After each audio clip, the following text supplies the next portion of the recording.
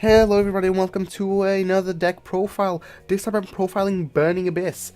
Burning Abyss being a deck that got a lot stronger and is definitely a sleep contender for one of the road decks you should watch out for, the deck that never dies. As you can see with this list, it is now the February 5th ban list version of the deck that I've created, and I kind of just want to splash in as many things that I find fun about Burning Abyss, sort of taking away just the core strategy of it, which is like sort of like graveyard control, and then rank 3 utility along with like other stuff, but you know, I kind of wanted to add a few things that I think will make the deck a little bit more interesting to play and also more unpredictable. So the first notable card is Blacklist the Soldier. We do a lot of milling. You know, even if you mill the BLS, it's absolutely fine because you can like banish itself to like use one in hand. BLS at 3 makes it very playable because although it's sort of like a card that got power crept and not necessarily it got power crept, but I feel like it's still very good. I think it keeps up. It has its charm of being able to. It has its utility of managing a card face up as well as attacking again. So, you know, it's just a pretty good boss monster in my opinion. Then the second notable thing is the use of Crane. Crane is sort of like Toga from the Underworld but from the graveyard. And being able to bring out from the graveyard things like Sia and Fafa is pretty decent in my opinion. So I feel like with Crane, it gives the deck a little bit more versatility, especially for the mid game, which is ideally when you want to use this card. Because one, it's not a Burning Abyss card, so it can trigger off useful Burning Abyss monsters in the graveyard, like Libic. Also, it can bring out things from the graveyard like Sengan, because you can potentially say overlay with Sangan and Crane. I'll go for a link for a link 2, and then you get the Sangan effect. So you know it gives you you can recycle Sangan a few times. Even though I'm only playing it at 1, I don't think you need it more than 1. And then finally is the Mask Change engine, so to say, where you play Mask Change 2 to go into Darklaw. I believe some people go into Anki. Yeah, so must be special summon with Mass Change. This card can attack your opponent directly, but it does so, the damage is halved. When this card destroys a monster by battle, you can add a quick change.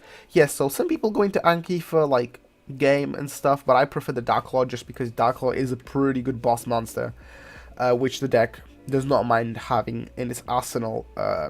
Because one, you Mass Change can get off a lot of your Burning Abyss monsters effects. And also bringing out Darklaw is pretty neat because it makes your opponent play around it. So really, really good in my opinion. And then just to note, because we got a new ban list, I did put in some of the new cards like Solemn Judgment and Monster Reborn. I believe pretty much majority of the decks should be playing this because I don't know. I just feel like Solemn Judgment, you know, a good player can use Solemn Judgment okay, but a great player can really like mess your opponent and just win a game off a good Solemn Judgment, you know. So Solemn Judgment being a very skillful card, you know, you kind of need to know what your opponent is trying to do to then Solemn them, because half of your life points is not necessarily a joke, you know. Yeah, you know, people say, oh, life points are a resource, but Solemn Judgment can get you closer to killing you, so it's a little bit like Destrudo. You kind of need to make sure you get a safe Destrudo, because sometimes, depending on the matchup, it's just not worth it. But, for example, this card is very good against Tricksters, because, let's say the Trinks are Reincarnation you can negate that, because, you know, if they do a Reincarnation Droll and Lock combo, and you can stop that, you know, with Judgment, you're in a very good position. So yeah. And then we also have the Triple Torrential Tribute, because even though the TCG does not have Cherubini yet, TT is still pretty good. I am playing the Perpetual King, or Master King Archfiend, as just saying, hey, you know, this is sort of just giving you guys an option to play over Cherubini, while we do not have Cherubini. because once we do this, deck will be very, very good. So I suggest you pick up your cause now. So yeah, on the deck profile, we play triple BLS because it's really easy to special summon. We have plenty of light targets. One Baba to burn your opponent. You can bump this up to 2 if you really like the burn, but for the most part, I feel like 1 is okay. 1 Seer because it's a 1 and it's amazing. Triple Finish Rhino Warrior of the Burning Abyss. That's literally what the card is. Let's just, you know, make sure it's Finish Rhino Warrior of the Burning Abyss. Very, very solid card. So if this card is sent to the graveyard, you can send a Fiend type monster from your deck to the graveyard, except itself. So essentially, you can pretty much Foolish Burial whatever you need. You can get a Fafa, a Seer, a Graph, a Skarm for search, maybe a Libic for special summon. Anything that you need in grave, Finish Rhino Warrior will help you to do so. 1 Calcab to bounce Spell a Trap. This can be pretty useful sometimes, especially against continuous stuff. Because, you know, you can, especially against floodgates and such, this really helps. Double Libic. I really like Libic because sometimes we do have monsters that are not Burning Abyss, and we want to keep them on the field, and Libic allows us to do so because it negates the Burning Abyss monsters that is special summon, so their effect of destroying when there's something else that isn't Burning Abyss goes away, so pretty good there. 1 Alec. Alec is pretty good to, as sort of like a control card, you target a monster on the field and then negate its effect. So pretty good. Sometimes you can use it to stop things like a Electrum, so if you can just set it up that way, you can potentially negate an Electrum. Triple Fafa, Fafa being very disruptive, and also just sometimes winning you games because you can like banish a monster on the field, banish it, and then you can just attack 1 Graph because it's also a 1. It's also very good, allowing us to special summon a BA from the deck. 1 Tour Guide because Tour Guide is very, very good at when it's normal summon, we can special summon any level 3 Fiend from deck, hand or deck. So we can either get a Sangan that we can then use to search something like a Ghost Ogre. I do this quite often, you know, getting a Ghost Ogre search is pretty nice. Or even a Fiendish Rhino Warrior, which we can use its effect in the grave to act as a Foolish Burrow. So Tour Guide just has so many utilities here. So many useful effects. It's just a very versatile card, that's basically what I'm going to say. 1 Sangan because, you know, you can recycle this with Crane and you can bring it out if you have to. It's a level 3 Fiend, so suits the deck very, very well. Triple Skarm, this is your searcher in the end phase, giving you anything that you need to search. Most of the time you're gonna go for Tour Guide because it's sort of like the best searcher.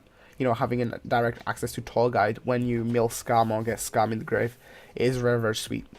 Then we play the double Crane, again acting as like Tour Guide but from the graveyard, so you can get your Phoenix Rhino Warrior or your Sangan, so very, very good card in the mid to late game. 1 Rubik as our tutor to go into Virgil.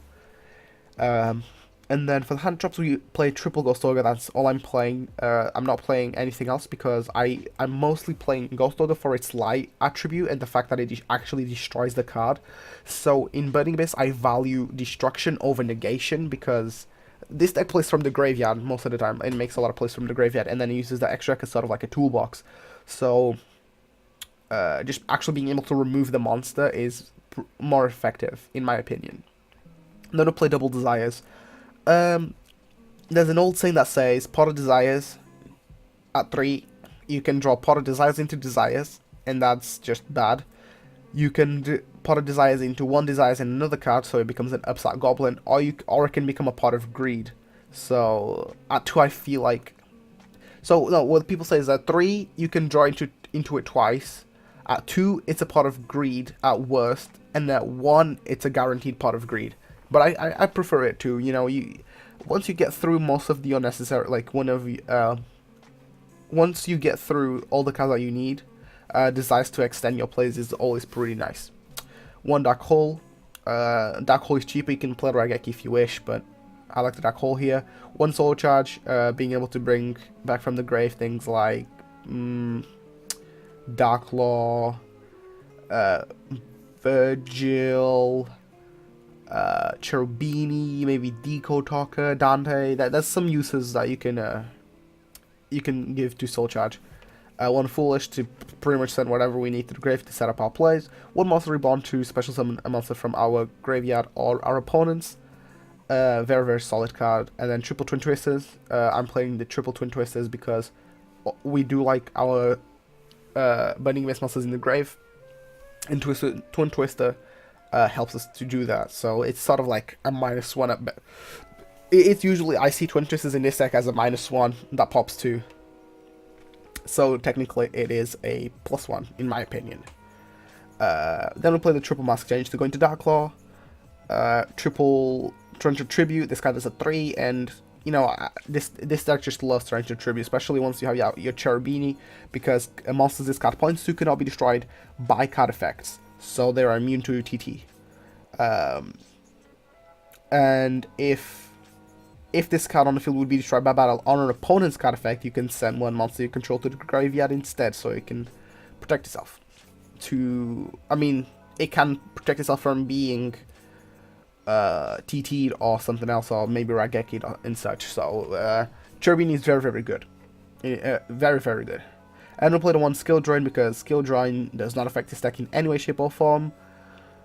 Because all of their effects happen in the grave, and also if we do have the Skill Drain on the field, 1, we can use the Burning Abyss monsters effects, and then 2, they do not get destroyed. So it's a very, very useful that way. Then we play the one Solemn Judgment. I already covered it. For the extra deck, it's pretty self-explanatory. Sort of just playing a rank 3 toolbox of these cards. You can play Zen Mains, Levier, Grampulse, Breaksword, Nightmare Shark, Acid Golem. Some people even play Mech Equip Engineer or something. It's up to you. And then any number of Dantes that you want to play. I want to play 2 Dantes for now. So here, the deck will... I'll probably take out Master King Archfiend and just have the Cherubini eventually, but for now, you know, Archfiend is just your soft Cherubini, like a cheaper Cherubini basically. And then I do have the Deco Talker because I'm planning on siding Mind Control, because Mind Control is at 3. And this card is very, very good because you can take your opponent's monsters and then use them for links. So, you know, having your Deco Talker is also very, very good. So I do like the Deco Talker, giving use to our monsters as well as setting up some nifty OTKs. Then the double Dante already covered. The one Beatrice because it's a 1. The one Virgil because you summon it with Rubik. And then the Darklaw for the Mass Change. And the Dante Pilgrim to special summon off Beatrice. So that about concludes my Burning Abyss deck profile. If you did enjoy this video, leave a like and consider subscribing, because I'll be posting more videos soon, and that'll help me out a ton if you guys do leave a like, so please leave a like. And yeah, until then, I'll see you guys in the next one.